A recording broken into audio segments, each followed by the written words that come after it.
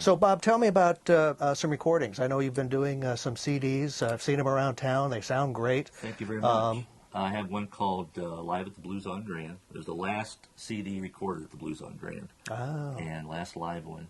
And it came off very well. And I've got that on iTunes, Amazon, CD Baby, the usual places. And it's called?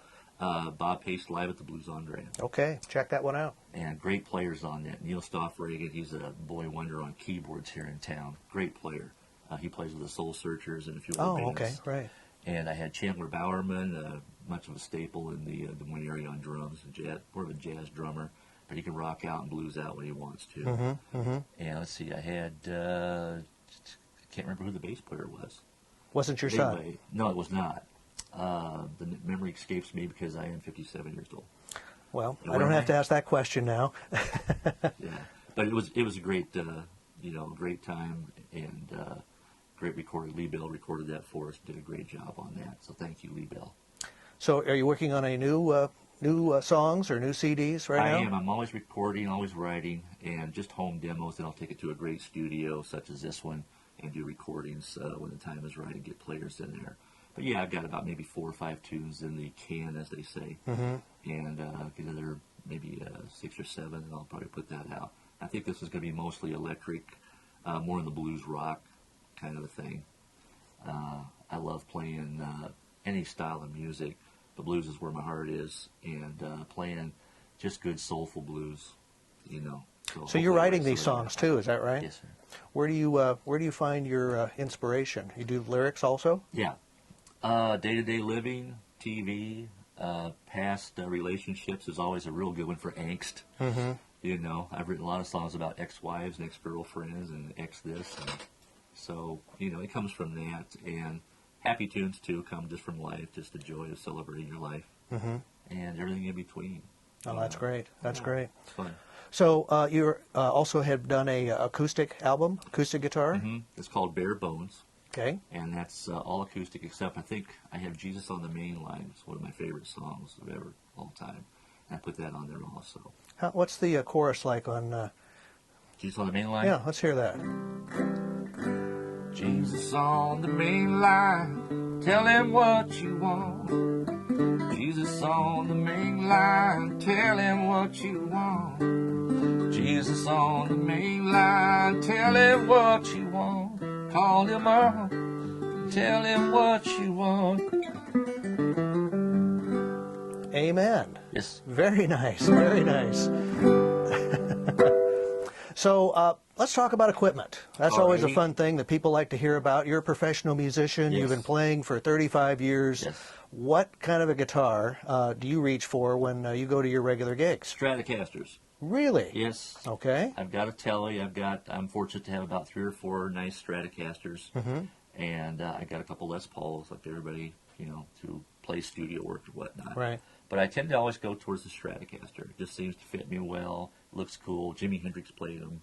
All the greats. Could be our age. Could be that too. Yeah, we're all Clapton Strat played players. them for You years. bet. So you can't go wrong with a Strat. It can get you almost any sound you need if you know how to tweak it a little bit. Now, are yours newer instruments, older instruments? Any preference there? Not really, no. I don't have a lot of old instruments. Actually, all mine are kind of like mongrels. And I'll sometimes, just like Ken and Barbie dolls, I'll take and switch necks on them and pickups and just mix and match things. Just I get bored. Great thing if about I don't guitars. want to see a Fiesta Red today, I'll put it on a Surf Green, and I'll put a ebony neck or a rosewood neck, depending on which one it doesn't have on it. Change pickups around. It's almost like having new guitars each week. And I do that a lot. Now, do you do that yourself? Yeah, for the most part. Although a buddy of mine, Pat Nichols, actually he's made about 3 guitars for me, Strat bodies. Oh, okay. He's very, very good at making Strats. And he's here in the Des Moines area? And he does a lot of electronics for me, tweaks my amps and whatnot for me. He's an old retired Navy guy. Oh, okay. And got his electronics training in there. He's a luthier to an extent. And does wonderful paint jobs on stuff like that. I like bright, pretty colors. And I got Seafoam Green. I got a Fiesta Red. I've got some Sunbursts. I think I got about 4, maybe 5 Strats. But none of them are terribly expensive. A few Japanese ones and a couple Mexicans. Even a couple Squires, which are great guitars if you put better electronics in them sometimes. Well, it's not the bow, it is the Archer. As they say. Yeah.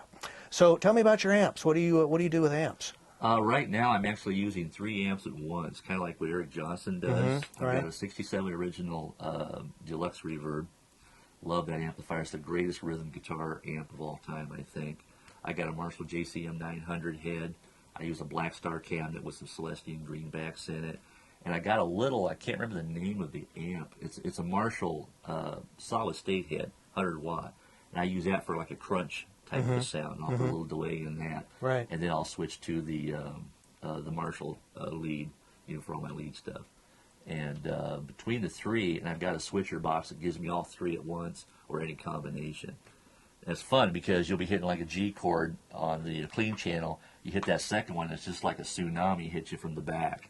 It's just great sound. People in front might not like it, but I just dig it.